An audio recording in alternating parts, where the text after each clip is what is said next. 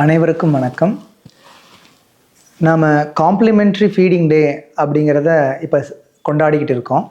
Complimentary ஃபீடிங்னா இணை உணவுகள் எப்படி கொடுப்பது என்பதை மக்களுக்கு மத்தியில் விழிப்புணர்வு ஏற்படுத்துவதற்காக ஜூன் 6ஆம் தேதியை நாம் குழந்தைகள் நல குழுமத்தின் சார்பாக கொண்டாடிக்கிட்டு இருக்கோம். ஏன் அந்த ஜூன் 6ஆம் தேதியை அவங்க சூஸ் பண்ணாங்க அப்படின்னா, ஒவ்வொரு குழந்தைக்கும் 6 மாதம் முடிந்தவுடன் நாம் இணை உணவை ஆரம்பித்து வைக்க வேண்டும். தாய்ப்பால் கொடுப்பதை தொடர்ந்து கொடுக்க வேண்டும், இணை உணவை ஆரம்பிக்க வேண்டும் என்கின்ற அந்த 6 என்கின்ற எண்ணை நாம் நினைவில் கொள்ள வேண்டும் என்பதற்காகத்தான் ஜூன் 6 இந்திய குழந்தைகள் நல குழுமம் இணை உணவு நாளாக கொண்டாடி வருகிறது. அந்த இணை உணவு நாளில் ஒவ்வொரு குழந்தை பெற்ற அம்மாக்களும், குழந்தையை பெற இருக்கின்ற அம்மாக்களும், தந்தையும், அந்த குடும்பத்தில் உள்ள மற்ற உறுப்பினர்களும் தாய்ப்பாலை பற்றி தெரிந்து கொள்வதும் இணை உணவை பற்றி தெரிந்து கொள்வதும் மிகவும் முக்கியமானதாக அமைகிறது. ஏனென்றால் இந்த தாய்ப்பால் கொடுப்பதையும் இணை உணவு கொடுப்பதையும் அந்த தாயின் மீதே சுமத்திவிட்டு நாம் வேடிக்கை பார்க்க முடியாது. அந்த தாய்க்கு உரிய ஆதரவை கொடுத்து எவ்வாறு உணவு கொடுக்க வேண்டும் என்பதை நாம் அனைவரும் சேர்ந்து அவருக்கு ஒத்துழைப்பு கொடுத்தால்தான் அந்த குழந்தையானது அந்த இணை உணவை பெற்று நன்றாக வளரும். ஆளும் வளரணும், அறிவும் வளரணும், அதுதாண்டா வளர்ச்சி அப்படின்னு நம்ம கேள்விப்பட்டிருக்கோம். ஆக ஒரு குழந்தை உடல் வளர்ச்சியும் அறிவு வளர்ச்சியும் பெற வேண்டும் என்றால் தாய்ப்பாலை முடித்த பின்பு 6 மாதம் வெறும் தாய்ப்பாலை மட்டும் எடுத்துக்கொண்டிருந்த குழந்தை இணை உணவையும் உண்ண வேண்டும். தாய்ப்பாலை 2 வயது வரை தொடர்ந்து கொடுக்க வேண்டும். இணை உணவை 6 மாதத்தில் ஆரம்பித்து 2 வயது வரை கொடுக்கணும். என்ன 2 வயதில் என்ன அப்படி இருக்குன்னா, 2 வயதில் தான் மூளையின் 90-95% வளர்ச்சி நடைபெறுகின்றது. அந்த காலகட்டத்தில் நம்ம சரியான உணவை கொடுக்கலைன்னா அந்த குழந்தையோட மூளை வளர்ச்சியும் பாதிப்படைகிறதுக்கு வாய்ப்பு இருக்குது. இணை உணவுன்னு சொல்கிறீங்க மருத்துவர் அவர்களே, நீங்கள் அப்படின்னா என்ன என்று எங்களுக்கு கொஞ்சம் விரிவாக சொல்லுங்கள். உங்கள் பலர் கேட்கலாம். இணை உணவு என்பது என்னன்னா, 6 மாதத்துக்கு அப்புறம் இத்தனை நாள் வரையிலும் ஒரு திரவ வடிவில் தாய்ப்பாலை குடிச்சு கொண்டிருந்த அந்த குழந்தை இப்போ தான் முதன் முறையாக ஒரு கூழ்ம வடிவில் ஒரு கெட்டியான உணவுக்கு அறிமுகமாகுது. அந்த குழந்தைக்கு பல் இருக்காது, எப்படி அதை அரைச்சி திங்கணும்னு அதுக்கு தெரியாது. அந்த குழந்தைக்கு புதுசாக அந்த தாய்ப்பால் தவிர்த்து புதிய ஒரு சுவையை நாம் கொண்டு போய் கொடுக்க போகிறோம். ஸோ இந்த ஒரு சவால்களுக்கு மத்தியில் அந்த குழந்தைக்கு நம்ம உணவு கொடுக்கறத எப்படி கொடுக்கணுங்கிறத உங்களுக்கு சொல்லி கொடுக்கறதா இணை உணவு நாளோட முக்கியமான நோக்கமாக இருக்குது. அதை எப்படி கொண்டு போகிறது அப்படின்னா, ஹேட் ஃபுட் அப்படின்னு நம்ம இந்திய குழந்தைகள் நலம் குழுமம் சொல்கிறாங்க. ஹேட் ஃபுட்னா என்ன? ஹைஜீன். First hygiene. நம்ம உணவு தயாரிக்கிறவங்களும் சரி, அந்த உணவு உட்கொள்கிற குழந்தையும் சரி, அதுக்கு நாம் உபயோகிக்கிற பாத்திரமும் சரி சுகாதார முறையில் இருக்கணும். அதுக்கப்புறம் ஆக்டிவ் அண்ட் ரெஸ்பான்சிவ் ஃபீடிங் அப்படின்னு சொல்கிறாங்க. ஆக்டிவ் அண்ட் ரெஸ்பான்சிவ் ஃபீடிங்னா என்னென்னா, அந்த குழந்தைக்கு நீங்கள் இந்த குழந்தை சாப்பிடுன்னு சொல்லி நம்ம உணவை திணிக்கக்கூடாது. குழந்தை வேண்டான்னு சொல்கிற குழந்தைக்கு மேலும் மேலும் நல்லா குண்டாகட்டும், நல்லா பெருசாகட்டும், குண்டான குழந்தை ஹெல்த்தியான குழந்தைன்னு ஒரு தப்பான கான்செப்டை வச்சுட்டு குழந்தைக்கோட வாயில் நம்ம உணவை திணிக்கக்கூடாது. குழந்தையோட நம்ம பேசணும், பழகணும். குழந்தைக்கு டிவி காமிக்கிறது, மொபைல் ஃபோன் காமிக்கிறது, அதை எல்லாத்தையும் நம்ம தவிர்த்துட்டு கண்ணோடு கண் நோக்க வேண்டும் சொல்கிற மாதிரி அந்த குழந்தையை நம்ம கண்ணோட பேசி குட்டிமா செல்லம்மான்னு சொல்லி கொஞ்சிக்கிட்டே உணவு கொடுத்தோம்னா தான் அந்த உணவு நல்ல முறையில் குழந்தைக்கு போய் சேரும்.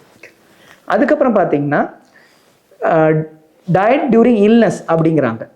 ஒரு குழந்தைக்கு உடம்பு சரியில்லாதப்ப உணவு கொடுக்கணுமா வேண்டாமான்னு நிறைய பேர் கேட்பாங்க. நிறைய பேர் நிறுத்தியே போடுறாங்க அந்த உணவை.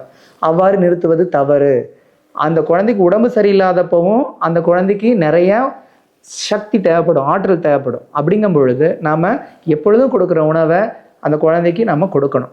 குழந்தை அந்த வியாதியிலிருந்து விடுபட்டு வந்ததுக்கு அப்புறம் சொல்லப்போனால் இன்னும் அதிகப்படியான உணவுகளையும் கொடுக்குற மாதிரி சில குழந்தைகளுக்கு தேவைப்படும்.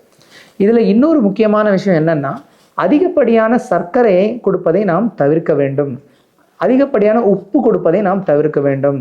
1 வயது முதல் உப்பு அதிகப்படியாக கொடுப்பதையும் 2 வயதில் சர்க்கரை அதிகப்படியாக கொடுப்பதையும் தவிர்க்கணும். ஏன் சொன்னோம்னா, இந்த மாதிரி சர்க்கரையும் உப்பையும் நம்ம கொடுத்து பழகினோம்னா அந்த குழந்தை ஒன்று சர்க்கரைக்கு அடிமையாடும், இல்லை உப்புக்கு அடிமையாடும். நல்ல உணவுகளை எடுத்துக்கொள்வதை தவிர்த்து விடும். இதையும் நாம் கவனம் கொள்ளணும். அதுக்கப்புறம் ஃப்ரீக்வன்சி.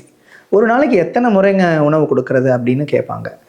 6 முதல் 9 மாதம் உள்ள குழந்தைக்கு 3 முறையும், 9 முதல் 12 மாதம் உள்ள குழந்தைக்கு 3 முறை உணவும் ஒரு சிறு உணவும், அதாவது ஸ்நாக்ஸ் என்று சொல்லப்படுகின்ற அந்த சிறு உணவும் கொடுக்கணும். மொத்தம் 4 முறை கொடுக்கலாம். 1 வயதிலிருந்து 2 வயது உள்ள குழந்தைகளுக்கு நாம் 3 முறை உணவும் 2 முறை சிறு உணவும் அந்த ஸ்நாக்ஸும் கொடுக்கலாம். ஸோ 6 முதல் 9 மாதம் வரை 3 முறையும், 9 முதல் 12 மாதம் வரை 4 முறையும், 1 வயதிலிருந்து 2 வயது வரை 5 முறையும் நாம் உணவை கொடுக்க வேண்டும். அதுக்கப்புறம் ஆப்டிமல் டென்சிட்டி அப்படிங்கிறாங்க. ஆப்டிமல் டென்சிட்டி அப்படின்னா என்னென்னா, குழந்தைக்கு தண்ணி மாதிரி உணவு கொடுத்தோம்னா அந்த குழந்தை மென்று முழுங்காது, ஈஸியாக முழுங்கிடும், சோம்பேறி ஆகிடும். ஸோ அந்த மாதிரி திரவ வடிவிலையும் நம்ம கொடுக்கக்கூடாது. அதுக்கு கூழ்ம வடிவில் களியை போன்று பசையை போன்று நம்ம கொடுக்கணும். அதை கொடுத்துட்டு அப்புறம் படிப்படியாக குழந்தை வந்து அந்த ஃபிங்கர் ஃபுட் அப்படின்னு சொல்லப்படுகின்ற அந்த விரலால் எடுத்து சாப்பிடுகின்ற அந்த தன்மையை நோக்கி நாம் படிப்படியாக செல்லணும். இதுதான் அந்த உணவு கொடுக்க வேண்டிய கன்சிஸ்டன்சி. ஆனால் சில பேர் எந்தூசியாசம் காரணமாக அவங்க ரொம்ப நிறைய உணவு கொடுக்குறங்க பேரில் சில டைம் பொட்டுக்கடலை, நடக்கடலை போன்ற குழந்தைக்கு ஆபத்து விளைவிக்கும் பொருட்களை அவங்க கையில் படும்படி கொடுத்து விடுகிறார்கள். அவ்வாறு கொடுக்கக்கூடாது. பொட்டுக்கடலை, நடக்கடலை போன்ற கடலை வகைகள் அல்லது திடமான உணவுகளை கொடுக்கும் பொழுது குழந்தை வாயில் எடுத்து போடும் பொழுது அது மூச்சு குழாய்க்கு போய் மூச்சே நின்றுவிடும் அபாயம் இருக்கின்றது. அதிலும் நாம் கவனம் செலுத்த வேண்டும். அதன் பின்பு ஆப்டிமல் அமௌண்ட் எவ்வளோன்னு கேட்குறாங்க. ஒரு 250 ml உள்ள ஒரு கிண்ணத்தை எடுத்துக்கணும். நாம் அந்த 250 ml அளவுள்ள கிண்ணத்தில் 1/3 பங்கில் ஆரம்பித்து 1/2 பங்காக உயர்த்தி 3/4 பங்காக உயர்த்தி முழு அளவாக நாம் போக வேண்டும். அதை எப்படி செய்யலாம்னா 6 முதல் 9 மாதத்திற்கு 1/3 பங்கு, ஒரு 2 முதல் 3 டேபிள் ஸ்பூன் ஃபஸ்ட்டு ஆரம்பிக்கணும், ஒரு வேளை ஆரம்பிக்கணும். அதுக்கப்புறம் ஒரு நாள் 2 நாள் போன வாட்டி 2 வேளை கொடுக்கணும். அதுக்கப்புறம் 3 வேலைக்கு போகணும். எடுத்தோடனே முதல் நாளே 3 வேலையும் கொடுத்தோம்னா அந்த குழந்தை உணவை எல்லாத்தையும் துப்பிடும், வாந்தி எடுத்துரும். இது ஒரு நாம் கருத்தில் கொள்ள வேண்டிய முக்கியமான விஷயம். அதுக்கப்புறம் பார்த்திங்கன்னா டிஃப்ரெண்ட் ஃபுட் குரூப்ஸுங்கிறாங்க. கடைசியாக அந்த ஹார்டு ஃபுட்டில் கடைசியாக டிங்கிறது டிஃப்ரெண்ட் ஃபுட் குரூப்ஸு. 8 வகையான உணவு வகைகள் இருக்குது. தாய்ப்பால், அதற்கப்புறம் வந்து பார்த்திங்கன்னா தானியம் மற்றும் கிழங்கு வகைகள், அதற்கப்புறம் பார்த்திங்கன்னா பருப்பு மற்றும் கடலை வகைகள் இருக்குது, அப்புறம் முட்டை இருக்குது, பால் பொருட்கள் இருக்குது. பால் பொருட்கள்னால் வந்து தாய்ப்பாலும் மற்ற நம்மளுக்கு எப்பயும் கிடைக்கின்ற ஆரோக்கியமான பால், அதாவது விற்பனை செய்யப்படுகின்ற பால், மாட்டுப்பாலை ப்ராசஸ் பண்ணி வருது பார்த்திங்களா, அந்த மாதிரியான பால். அதுக்கப்புறம் பார்த்திங்கன்னா விலங்குகளின் உணவு, மாமிச உணவு நாம் எடுத்துக்கலாம். அதுக்கப்புறம் விட்டமின் ஏ சத்து நிறைந்த பழங்கள், கீரைகளை எடுத்துக்கலாம். 8வது உணவு என்னன்னு பார்த்தோம்னா மற்ற பழங்களும் அந்த காய்கறிகளும் அதில் அடங்கும். விட்டமின் ஏ சத்து இல்லாமல் மற்ற சத்துக்கள் நிறைந்த பழங்கள், கீரைகள். ஸோ இந்த 8 உணவுகளில் ஒரு நாளைக்கு குறைந்தபட்சம் 5 உணவுகள்னாச்சும் அந்த குழந்தைக்கு கிடைக்கும்னா நாம் கொடுக்கணும். அதுக்காக முதல் நாளே அந்த 5 வகையான உணவுகள் கொடுக்க வேண்டிய அவசியம் இல்லை. படிப்படியாக நாம் மாற்றிக்கிட்டே போகும் பொழுது ஃபுட் டைவர்சிட்டி, மாறுபட்ட உணவுகள் அந்த 8ல் 5 நாம் கொடுத்துட்டே இருந்தோம்னா குழந்தைக்கு சலிப்பு தட்டாமல் அந்த குழந்தை உணவை எடுத்துக்கும்.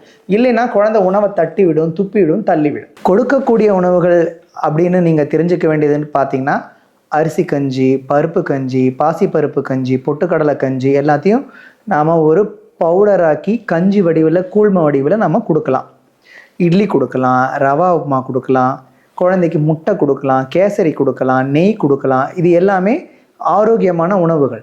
மாமிசங்களில் வந்து இறைச்சியை வந்து ஒரு சூப்பாக ஆரம்பத்தில் கொடுத்துட்டு அதுக்கப்புறம் நன்றாக வேக வைத்து அவர்களால் சாதத்துடன் மிக்ஸ் பண்ணி மிக்சியில் அடித்து நம்ம எளிதில் அவர்கள் சாப்பிடும் வண்ணம் நம்ம கொடுக்கலாம். கொடுக்கக்கூடாத உணவுகள் என்னங்கிறதையும் நீங்கள் தெரிஞ்சுக்கிடணும். என்னென்ன உணவுகள் கொடுக்கக்கூடாதுன்னா பிஸ்கெட் சாப்பிட்டா குழந்தை நல்லா வளரும் அப்படின்னு ஒரு நம்ம மத்தியில் தவறான கருத்து இருக்குது. வெயிட் போடும் அப்படிங்கிற தவறான கருத்து இருக்குது. பிஸ்கெட் என்பது அதிகப்படியான இனிப்பு இருக்கிறது. சாக்லேட், கேக், பிரெட், அப்புறம் வந்து நம்ம பேக்கரி ஐட்டம்ஸ், மைதா ஐட்டம்ஸ், இதெல்லாம் நம்ம அறவே தவிர்த்து விடணும். அதை நம்ம கொடுக்குற பட்சத்தில் குழந்தைங்களுக்கு நிறைய வியாதிகள் பிற்காலத்தில் வருவதற்கு வாய்ப்பு உண்டு. மெயினாக அவங்களுக்கு உடல் பருமன் வருவதற்கு வாய்ப்புண்டு, சர்க்கரை வியாதி வருவதற்கு வாய்ப்புண்டு, ரத்த அழுத்தம் வருவதற்கு வாய்ப்புண்டு. ஆகவே நீங்கள் தேர்ந்தெடுக்கின்ற உணவில் நீங்கள் அதிகம் கவனம் செலுத்தணும். எளிதாக ஒரே வரியில் சொல்லணும்னா வீட்டில் வீடே தான் சொர்க்கம் என்று சொல்லும்படியாக வீட்டில் கிடக்கும் உணவே நல்ல உணவு, வெளியில் கிடைக்கின்ற பதப்படுத்தப்பட்ட குளிரூட்டப்பட்ட ஜங்க் ஃபுட் என்று சொல்லப்படுகின்ற உணவுகள் நமது குழந்தைகளுக்கு ஆபத்தானது என்பதையும் இந்த வேலையில் நாம் நெஞ்சில் நிலைநிறுத்திக்கணும். இந்த எல்லா வழிமுறைகளையும் பின்பற்றினாலும் ஒரு முக்கியமான கருத்து இதில் இன்னொன்று இருக்கு. அந்த குழந்தையை தானே உணவை எடுத்து உண்ணும் அளவுக்கு ஒரு வயதில் நம்ம தயார் பண்ணிவிடணும்.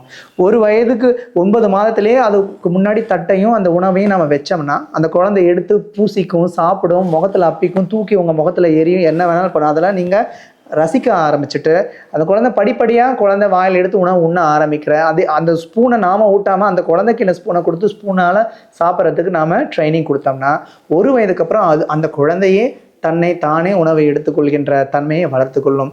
இவ்வாறு நீங்கள் செய்வதன் மூலம் அந்த குழந்தைக்கு நீங்கள் செலவிடுகின்ற நேரமும் உங்களுக்கும் குறையும், அந்த குழந்தையோட தன்னம்பிக்கையும் அதிகமாகும். ஸோ இதையெல்லாம் நம்ம ஃபாலோ பண்ணுகிற பட்சத்தில் அந்த குழந்தைக்கு தேவையான புரதச்சத்து, கொழுப்புச்சத்து, மாவுச்சத்து மற்றும் மற்ற சிறு சத்துகளான இரும்பு, தாமிரம், ஜிங்கு, ஃபோலிக் ஆசிட் போன்ற விட்டமின்கள் அனைத்தும் நம்ம கொடுக்க போகிறோம்.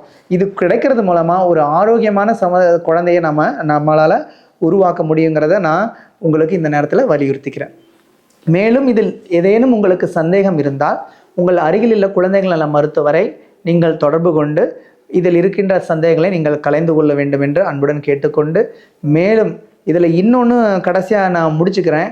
அதாவது இவ்வளவு நாங்கள் அறிவுரைகள் சொல்லியுமே இன்னைக்கு வரைக்கும் அந்த கரெக்டாக 6 மாதம் முடிஞ்சோடனே இணை உணவு கொடுக்குற குழந்தைகளோட சதவீதம் மிக கம்மியாக தான் இருக்குது. 50% குழந்தைகளுக்கு தான் இணை உணவுகள் குறித்த நேரத்தில் ஆரம்பிக்கப்படுது. மீதி 50% குழந்தைக்கு இப்போ உணவு வேணாம், தாய்ப்பாலே கொடுக்கலாம், அது மட்டுமே போதும், இப்போ கொடுத்தா ஜீரணம் ஆகாது, இது குளிர்ச்சியானது, இது சூடானதுன்னு பல மூட நம்பிக்கைகள் இதுக்குள்ளே வரும் பொழுது அந்த குழந்தைக்கு 6 மாதம் முடிஞ்சோடனே இணை உணவுகள் ஆரம்பிக்கிறது 50% குழந்தைக்கு தள்ளி போகுது. இந்த மாதிரி தள்ளி போகிறதுனால அந்த குழந்தைங்க சவலை பிடிச்சி போயிடுறாங்க, ஊட்டச்சத்து குறைபாடோட நிறையா வியாதிகளுக்கு உள்ளாகிறாங்க. ஆகவே பொதுமக்களை உங்கள் அனைவரையும் நான் அன்புடன் கேட்டுக்கொள்கின்றேன்.